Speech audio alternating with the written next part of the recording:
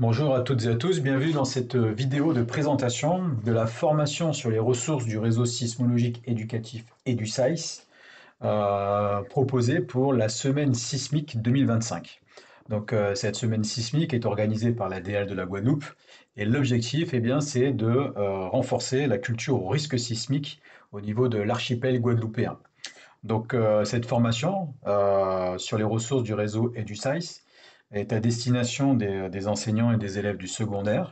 Et donc au travers de cette vidéo, nous vous proposons, avant de vous présenter ce qu'est en détail le réseau et du SAIS et les ressources de ce réseau, nous vous proposons de faire quelques rappels et définitions sur le phénomène sismique. Alors pour parler de séisme, on peut par exemple utiliser le planisphère qui est affiché ici sur cette diapositive et qui représente la distribution mondiale des séismes de magnitude supérieure à 5 depuis 2003. Donc on voit que cette magnitude en fait est une magnitude un peu seuil à partir de laquelle on peut s'attendre à avoir des dégâts au niveau donc des zones urbaines. Et lorsque l'on regarde la distribution globale de ces séismes de magnitude supérieure à 5 à l'échelle de la planète, on voit que ces séismes, donc, ils sont matérialisés par des ronds de taille et de couleurs différentes. Donc plus c'est petit et moins c'est rouge, plus la magnitude est autour de 5. Plus les ronds sont grands et rouge foncé, plus la magnitude est importante. Et donc on voit que ces séismes se distribuent le long de grandes lignes qui ont une réalité physique sur Terre. Et donc ces grandes lignes, ce sont les frontières entre les différentes plaques lithosphériques qui composent la surface de la Terre.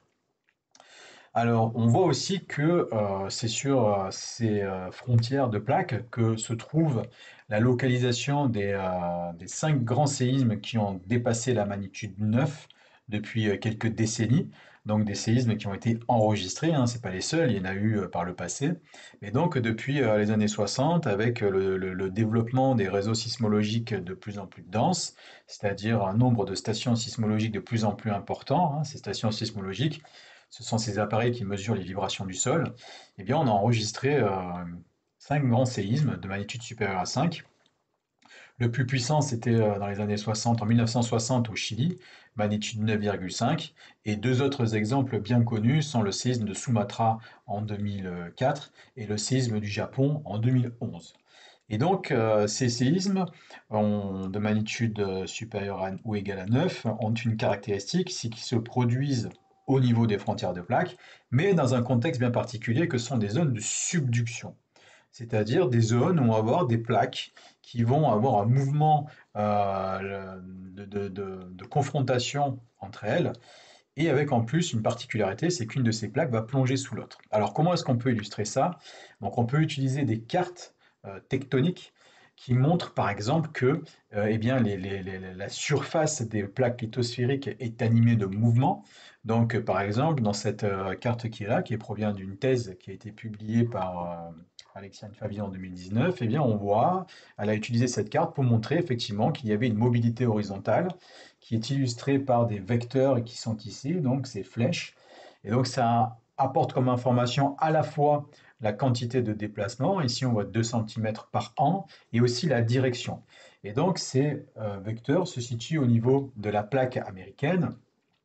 Et lorsqu'on regarde ici cette petite plaque au final Caraïbe, qui est entourée par la plaque nord-américaine, la plaque sud-américaine, la plaque Coco, on voit qu'elle est un petit peu coincée et que on peut observer ici avec les demi-flèches qui sont indiquées là, vous pouvez voir au niveau de ce petit pointeur, que la direction des mouvements au niveau de ces zones-là n'est pas du tout la même que la direction du mouvement, par exemple ici avec la plaque nord-américaine. Et donc on a en fait une surface, on mesure le mouvement des plaques en surface, donc il existe différentes façons de le mettre en évidence, hein. Par exemple, tout simplement, les mesures de position GPS de récepteurs GPS. Et si on veut présenter cette mobilité des plaques, non pas avec une vue aérienne, mais plutôt avec une vue de profil, on peut par exemple utiliser des schémas très très simplifiés, comme on peut voir sur cette diapositive, pour justement illustrer cette notion de subduction et la géométrie des plaques qui sont impliquées. Donc par exemple, sur la zone ici en bas à gauche, on peut trouver une illustration donc simplifiée de, des mouvements entre la plaque caraïbe nord-américaine et africaine. Donc ici, on les représente par une plaque A, une plaque B et une plaque C. Donc on voit déjà ici qu'entre les plaques B et les plaques C, on a un phénomène d'extension, c'est-à-dire que si on mesure la position de deux points de part et d'autre de la frontière de plaque, eh bien ces points dans le temps s'éloignent. Et sur la gauche de notre schéma très simplifié, eh bien, on a un phénomène de subduction. On voit qu'on a deux plaques qui évoluent l'une vers l'autre. On voit aussi ici la nature d'entraînement de la plaque B vers la profondeur due à la gravité. Et donc, ce qui fait que, côté de la surface, eh bien, on a une plaque qui tend à aller vers l'ouest, c'est la B, et on a une plaque A qui tend à aller vers l'est. Et donc là, au niveau de cette zone ici, on a une zone de confrontation. Et au niveau de cette zone, eh bien, en fait, le mouvement est bloqué. Alors pourquoi? Eh bien parce que les plaques lithosphériques sont constituées de roches, ces roches sont rugueuses, elles ne sont pas lisses, et donc elles s'opposent, cette rugosité s'oppose au mouvement, au déplacement. Et la rugosité est tellement forte eh bien, qu'elle met en place un système de blocage. Et donc, on peut dire que le cœur des plaques se déplace, mais que le mouvement est bloqué au niveau des frontières de plaques. Donc cette contrainte apportée par le déplacement ici des plaques l'une vers l'autre entraîne une déformation des roches au niveau de la zone de contact, au niveau de la frontière des plaques, et les roches vont se déformer jusqu'à un certain seuil, ce qu'on appelle le seuil de rupture. Quand elles ne sont plus capables de se déformer, eh bien elles vont rompre. C'est-à-dire qu'on va avoir une propagation d'une rupture qui va faire que les volumes rocheux qui étaient bloqués de part et d'autre de cette zone de rupture vont se mettre à se déplacer, comme pour rattraper le retard de déplacement pendant la période de blocage. Et donc, ce phénomène de rupture, où on a un déplacement de volumes rocheux l'un par rapport à l'autre, c'est-à-dire de part et d'autre de cette zone de rupture, c'est ce qu'on appelle un séisme. Un séisme, hein, c'est un glissement brutal de volumes rocheux de part et d'autre d'une zone de fragilité que l'on appelle la faille. Alors pour illustrer ce déplacement, on peut par exemple utiliser un schéma encore très simplifié, mais juste pour un aspect visuel. Donc ici, on a comme si on a un petit zoom au niveau de cette zone de la frontière entre les plaques A et B. Et donc ici, voilà, on a une zone de fragilité, hein, c'est notre zone de contact entre les deux plaques. Et on a des points qui sont matérialisés sur la plaque A et matérialisés sur la plaque B, donc sous forme de hachures. Et on voit que lorsque la rupture se met en place, eh bien, on va avoir un mouvement différent des deux plaques l'une par rapport à l'autre. La plaque A va vers l'ouest, la plaque B va vers l'est. Enfin, pardon, la plaque A va vers l'est, la plaque B va vers l'ouest. Et donc, on voit que ben, nos points qui étaient tout à l'heure enfin, les uns en face des autres, eh bien, maintenant sont décalés. Donc, ce petit décalage, on le voit avec le décalage des hachures. Donc, c'est très très simplifié, c'est à l'extrême même, mais ça permet de présenter visuellement un petit peu ce qui se passe. Alors, si on veut utiliser bien entendu quelque chose d'un peu plus rigoureux, il existe des blocs diagrammes qui sont proposés dans différentes publications. Donc ici, vous avez un bloc diagramme qui représente le contexte géodynamique de subduction de l'arc antillais. Vous pouvez retrouver ce bloc diagramme au niveau du site de l'Observatoire, qui est le site de, de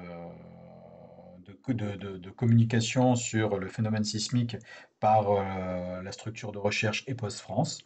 Et donc ce bloc diagramme donc, voilà, représente de façon un peu plus correcte la géométrie donc, des plaques lithosphériques dans la zone des Petites Antilles et avec une superposition donc, de l'arc volcanique antillais. Donc cette zone autour de la Guadeloupe et de l'arc antillais, eh bien c'est une zone de subduction. Et comme on a dit tout à l'heure, ben, les zones de subduction sont capables de produire des séismes avec des magnitudes importantes. Et eh bien les deux derniers séismes importants qui se sont produits ne sont pas si vieux que ça. Le plus récent, c'est 2007, un séisme qui a atteint la magnitude de 7,4 donc qui était plutôt profond et qui s'est produit à l'aplomb de la Martinique. Et deuxième séisme assez notable, c'était peu plus vieux, en 2004, le séisme des Saintes, donc, qui a libéré une quantité d'énergie équivalente à une magnitude de 6,3 et donc a fait pas mal de dégâts. Et donc voilà, c'est une autre façon, ben là ici sur ce bloc diagramme, de pouvoir illustrer à la fois la mobilité horizontale et la mobilité verticale des plaques responsables donc de la production de séismes. Alors, si on veut quelque chose d'un peu plus dynamique, il y a aussi ou de visuel. On a dynamique et visuel. On a par exemple le logiciel Tectoglobe 3D développé par Philippe Constantino, donc qui permet de superposer différentes informations, comme par exemple les frontières de plaques lithosphériques et les vecteurs GPS. Et donc, par exemple, sur la capture d'écran que l'on a sur la gauche, sur sa diapositive ici, eh bien, on peut voir que les directions de donc, ces vecteurs, si on compare par exemple plaque eurasiatique et plaque nord-américaine, eh bien, on peut voir que les vecteurs ne vont pas dans la même direction. Un côté plaque eurasiatique, on a plutôt une direction qui se fait vers le nord-est, et côté plaque nord-américaine, on a plutôt une direction qui se fait, de façon un peu simplifiée, vers l'ouest. Et si on veut regarder aussi ce qui se passe au niveau de la plaque Caraïbe, c'est celle qui nous intéresse aujourd'hui, eh bien, on voit que cette plaque a un mouvement qui aurait tendance à se faire vers le nord-est. Par contre, ce n'est pas du tout le cas pour la plaque sud-américaine. On peut même voir qu'à l'intérieur d'une même plaque, on peut avoir des directions différentes de la surface de la plaque, hein. Donc ça montre qu'on peut avoir des déformations importantes. Et donc, pareil donc pour la plaque nord-américaine, donc par rapport au déplacement de la plaque Caraïbe. Et pareil pour la plaque Coco. Donc cette plaque Caraïbe, elle est coincée entre ces différentes plaques.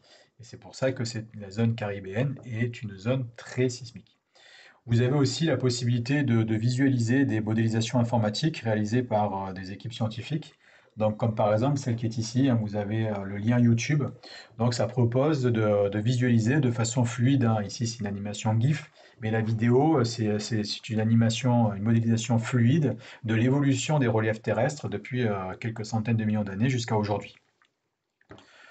Donc tout ceci, au final, c'est pour essayer d'expliquer que donc, les plaques lithosphériques ont une mobilité horizontale et verticale. Et pourquoi on parle de plaques lithosphériques? Parce que ces plaques forment ce qu'on appelle la lithosphère. Et cette lithosphère, c'est la couche la plus superficielle de la Terre. Et l'ensemble, donc ça concerne à la fois croûte océanique, croûte continentale, partie supérieure du manteau supérieur. Et sous cette dénomination de lithosphère, en fait, on rassemble des roches qui ont des caractéristiques communes, notamment celle de pouvoir se déformer, mais d'être cassantes. Voilà, les séismes se produisent dans les premières dizaines de kilomètres à partir de la surface, c'est-à-dire du fait de la nature cassante de cette lithosphère. La sténosphère, c'est une zone de roche qui est déformable, mais qui ne casse pas. Donc c'est pas fluide, hein, c'est pas du magma partout. Ce sont des roches qui sont rigides tout de même, mais pas jusqu'à être cassantes. Donc elles sont rigides, déformables et elles ne cassent pas. La lithosphère est rigide, déformable, mais elle finit par casser. Et donc c'est cette lithosphère qui est productrice de séismes. Alors, quand on parle de rupture sismique, donc il y a quelques de séismes, donc il y a quelques de termes qui sont associés et qui sont courants dans le langage, dans les médias, ce qu'on peut entendre, donc, par exemple la faille. Donc la faille, ça représente la totalité de la surface des roches qui ont subi la rupture. Donc c'est la totalité de la surface de la rupture sismique. Et donc, voilà, le terme plus utilisé, plus couramment utilisé, c'est le terme de faille. Alors, il y a un autre terme qu'on connaît qui s'appelle l'hypocentre. Ben, l'hypocentre, c'est le point au niveau de cette surface de la faille. C'est le premier point où la rupture a commencé. Hein, donc, la rupture, elle a commencé en un point, elle se termine au bout de X temps, mais le tout premier endroit où la rupture s'est initiée, c'est ce qu'on appelle l'hypocentre. Donc, cet hypocentre, bien entendu, quand on fait une projection vers la surface, on a un point qui n'a pas de réalité, qui s'appelle l'épicentre. En fait, on l'utilise pour pouvoir positionner un séisme sur une carte. Et donc voilà, donc une rupture sismique, dans le jargon, donc elle est associée à une surface qu'on appelle la faille. Et sur cette faille, il y a un point qui est important, c'est l'hypocentre. C'est pour connaître où la rupture a commencé. Alors, la surface totale de la faille, elle fait partie des paramètres qui déterminent la magnitude d'un séisme. Donc la magnitude, c'est un autre terme qu'on entend souvent parler et qui décrit la puissance d'un séisme, c'est-à-dire l'énergie libérée. Donc on pourrait présenter l'énergie libérée d'un séisme en utilisant une valeur avec l'unité en joules. Mais par exemple, vous voyez au niveau du tableau qui est sur la partie supérieure à droite de cette diapositive, donc c'est un tableau qui présente des valeurs moyennes associées à des magnitudes. Donc la longueur moyenne, la durée de la rupture moyenne en secondes, mais aussi l'énergie libérée. Et par exemple, si vous voyez, si on veut décrire l'énergie libérée pour un séisme de magnitude 9, ouais, c'est pas pratique donc à citer 729 millions de fois 6 de magnitude 4. On ramène ça plutôt à une valeur qui permet d'être plus compréhensible. Alors il y a une valeur seuil dans la magnitude, donc c'est 5. En gros, tout ce qui est en dessous de 5, ça fait rarement de dégâts.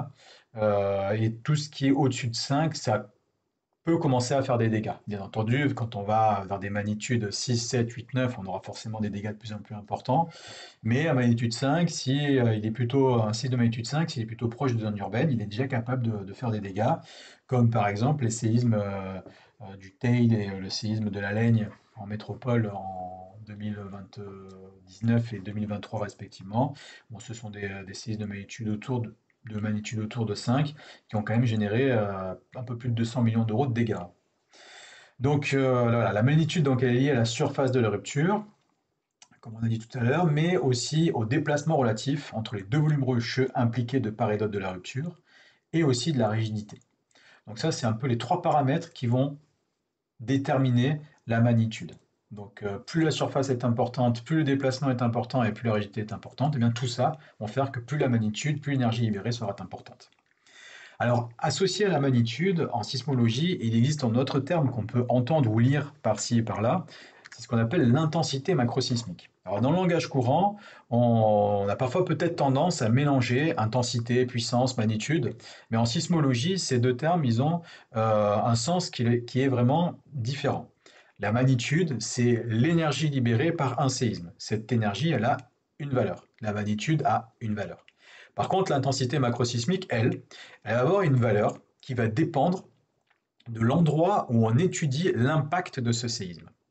C'est-à-dire que l'intensité macrosismique se détermine à partir de l'impact sur, par exemple, les constructions, prend en considération aussi le type de dégâts, l'étendue des dégâts, l'impact sur les populations et aussi, par exemple, l'impact sur l'économie d'une société.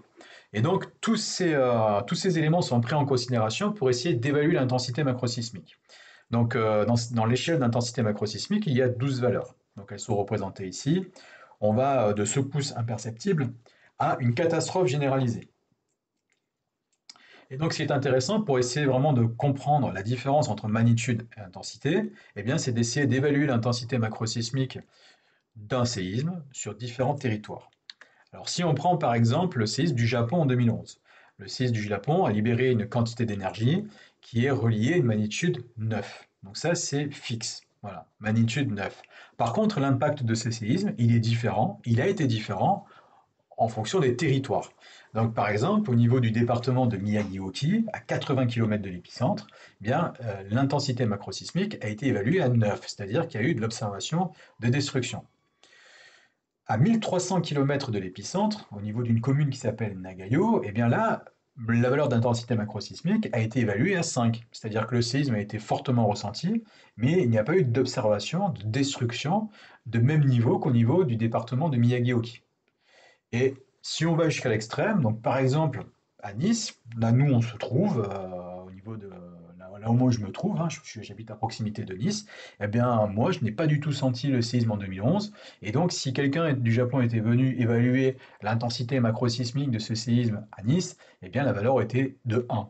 C'est-à-dire que les secousses ont été imperceptibles, bien entendu, pour les habitants, mais le séisme était tellement puissant que les stations sismologiques, elles, ont enregistré les ondes sismiques, qui étaient associées à des vibrations très faibles, c'est-à-dire pas assez importantes pour que nous puissions les sentir. Donc voilà la petite différence entre magnitude et intensité macrosismique. Ensuite, quand on parle de rupture, de faille, donc Dans la grande majorité des cas, donc un séisme, c'est un phénomène qui se produit en profondeur, mais il existe quand même plusieurs cas où la rupture, la faille, est observable en surface. Donc, par exemple, c'est ce qu'on peut observer sur cette diapositive ici. Donc, on a deux exemples. Donc, un exemple sur une très grande étendue, hein, donc c'est un cas très connu, c'est la faille de San Andreas. Donc, c'est une faille en fait qui résulte d'un contact entre la plaque pacifique et la plaque nord-américaine, donc à l'ouest des États-Unis. Et donc, cette faille donc, est cette zone de contact, hein, les deux plaques bougent horizontalement l'une par rapport à l'autre, comme on peut voir sur ce petit bloc diagramme ici. Eh bien, bah, cette zone de contact avec les ruptures progressives dans le temps, eh bien, on voit que ces ruptures ont un impact sur la morphologie du relief. Et donc, on voit là, on voit très bien hein, cette zone de faille qui est très bien visible en surface. Et après, on a d'autres cas beaucoup plus réduits en termes de dimension, hein. On n'est plus dans une grande zone de contact une longue zone de contact entre deux plaques. On peut aussi avoir, bien entendu, à l'intérieur des plaques tectoniques, hein, bien les roches se déforment aussi, hein, ça ne se déforme pas qu'au niveau du contact des frontières des plaques tectoniques. Les plaques se déforment sur de grandes distances. Et donc sur la droite, on a un autre exemple de l'observation d'une rupture en surface. Et bien là, c'est manque de bol, c'est sous la maison d'un fermier en Nouvelle-Zélande en 2016, suite à un séisme qui s'est produit en magnitude 7,8. Bon, ben là, on voit qu'on a eu un décalage vertical du sol avec une moitié de la maison qui s'est retrouvée plus haute que l'autre moitié. Et enfin, un cas aussi qu'on peut très bien observer, c'est là, on part dans les montagnes en Italie.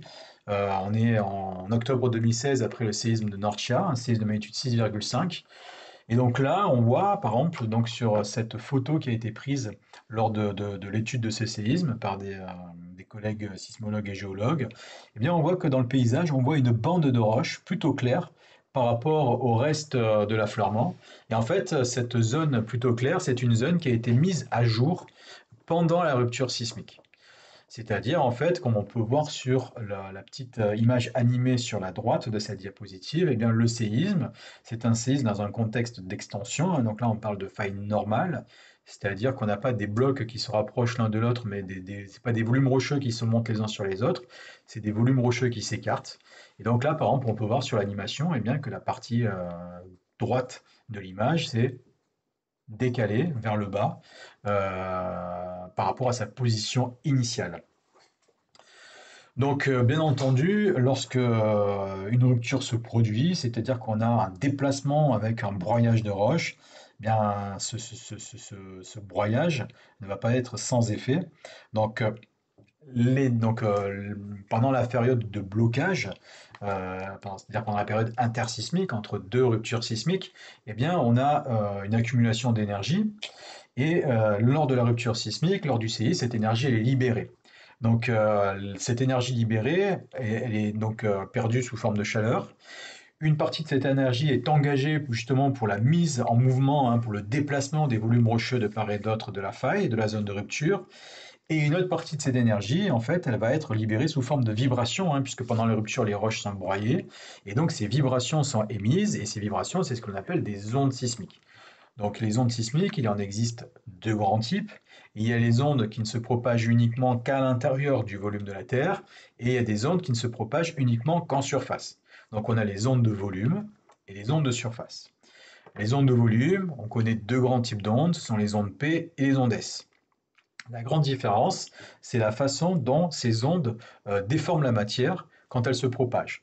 Donc ce qu'il faut voir, c'est que donc une onde sismique se propage parce qu'on considère que la Terre a un comportement élastique. C'est-à-dire que si on prend une particule de roche et qu'on la déplace de sa position initiale, elle va revenir à sa position initiale. Et comme toutes les particules sont reliées entre elles, eh bien, ce mouvement va se propager de part en part. Alors, ce qu'il faut voir, c'est que ce comportement élastique, il ne se produit pas à proximité immédiate de la zone de rupture. Au niveau d'une faille, les roches sont broyées et elles se décalent. Il n'y a pas un retour à la position normale. C'est un décalage définitif. Par contre, à partir d'une certaine distance par rapport à la zone de rupture, une distance qui est d'autant plus grande que la magnitude est grande, eh bien là, les particules de roche ne vont pas être décalées définitivement, elles vont être décalées temporairement. Et donc, c'est ce fait de pouvoir être décalé temporairement, donc de bouger par rapport à sa position initiale, d'y revenir et d'être lié aux particules environnantes, bah, c'est ça qui fait qu'on a un support de façon à ce que cette déformation, cette vibration se propage.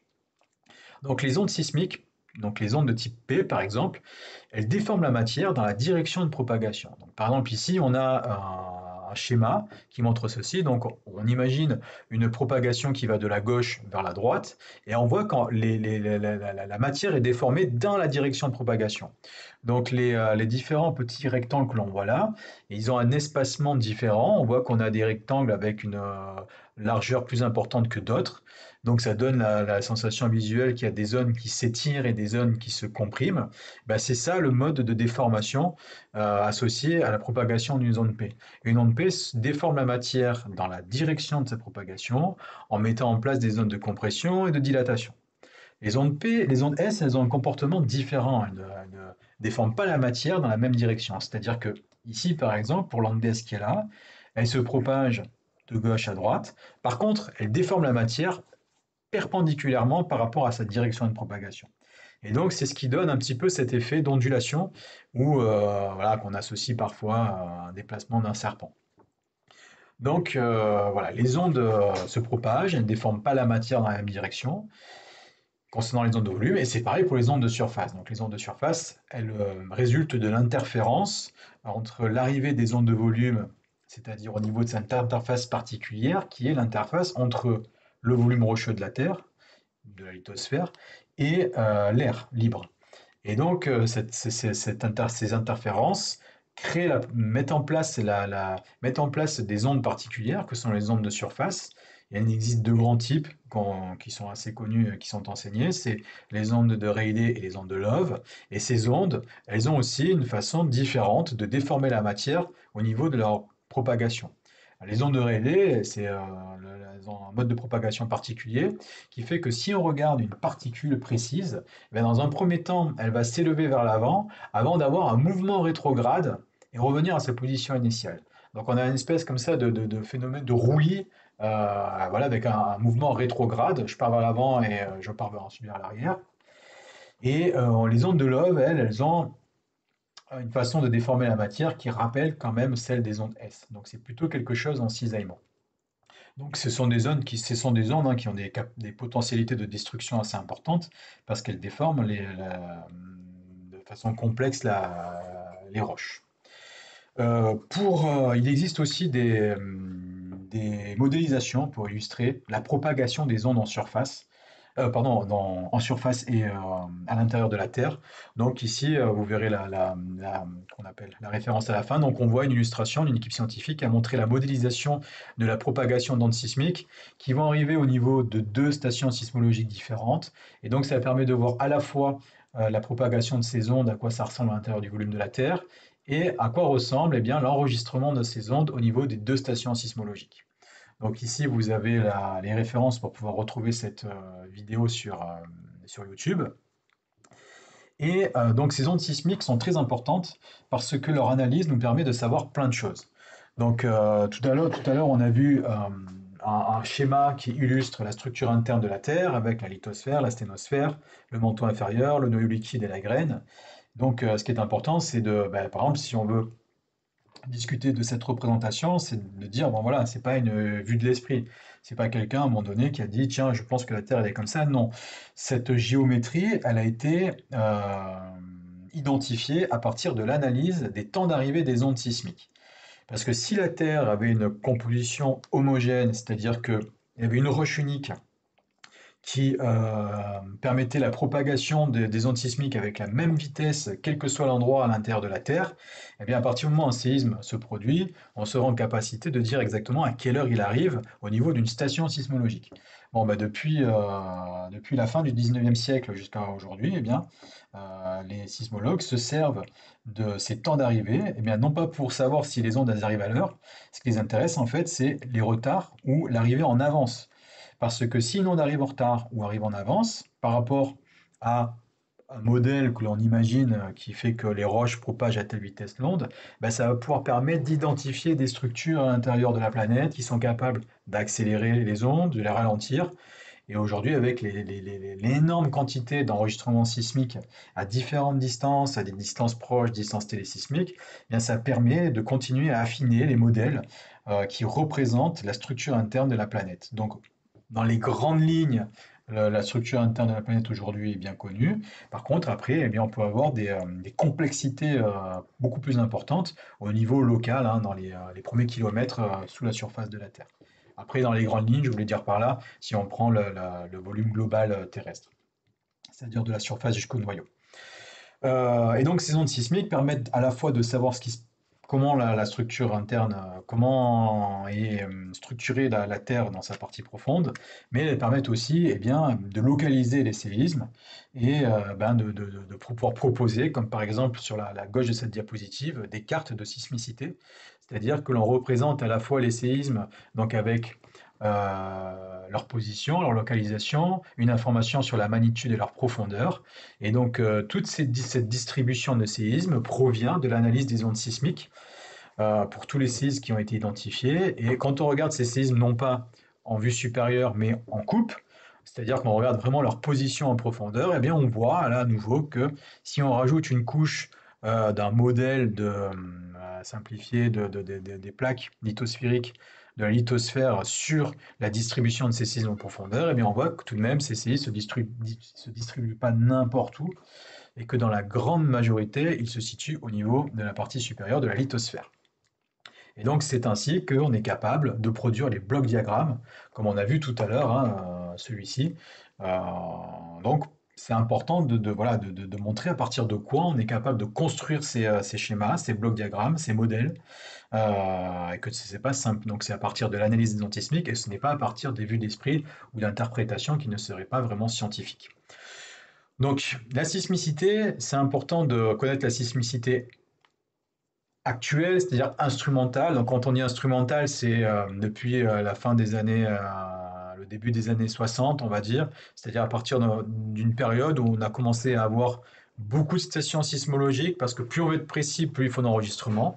Et donc plus on est précis, plus on localise précisément un séisme, plus on arrive à localiser des structures sous la surface du sol. Mais bien entendu, si on veut parler cette fois-ci d'impact que peuvent avoir les séismes sur un territoire, il ne faut pas regarder que ce qu'il se passe aujourd'hui. Il faut aussi aller voir ce qui s'est passé dans les siècles qui précèdent.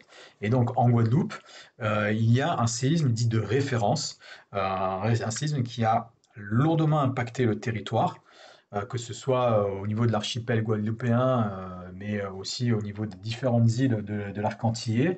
C'est le séisme du 8 février 1843. Donc à cette époque, il n'y avait pas de sismomètre bien développé en termes de réseau et en termes de résolution.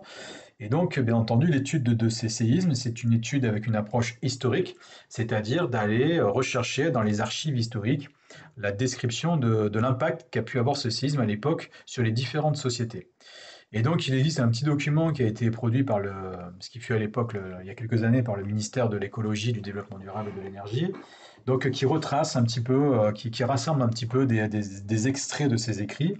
Et au travers de l'analyse de ces archives historiques, eh bien, les scientifiques spécialisés dans cette approche ont réussi quand même à apporter quelques caractéristiques pour ce séisme. Donc, notamment sa localisation. Donc, il est suspecté s'être produit au large de l'île d'Antigua, à l'est. La magnitude estimée est environ de 8,5. C'est-à-dire que là, on est dans une catégorie de séisme qui est fort, qui a lourdement impacté quand même le territoire antillais. Et on peut même voir que les scientifiques ont réussi à tracer l'ère de perception de ce séisme, et on peut voir que c'est assez étendu quand même, parce que ça touche l'Amérique du Nord et l'Amérique du Sud. Et donc, il y a aussi cet aspect-là qui est important quand on parle de séisme pour un territoire donné, c'est que, ben, très bien, on a des enregistrements sismiques actuels, ça nous permet d'avoir une idée de la sismicité actuelle, mais la sismicité actuelle, c'est pas la sismicité réelle du territoire. La sismicité réelle, c'est prendre en considération ce qui se passe aujourd'hui et ce qui s'est passé dans les siècles qui nous ont précédés. Donc voilà un petit peu pour ce tour d'horizon de rappel et définition sur le risque sismique. Dans une seconde vidéo, nous allons vous présenter donc en quelques mots ce qu'est le réseau sismologique éducatif EduSAIS, puisqu'au final, cette deuxième vidéo portera sur la présentation des ressources pédagogiques disponibles à partir de l'existence de ce réseau.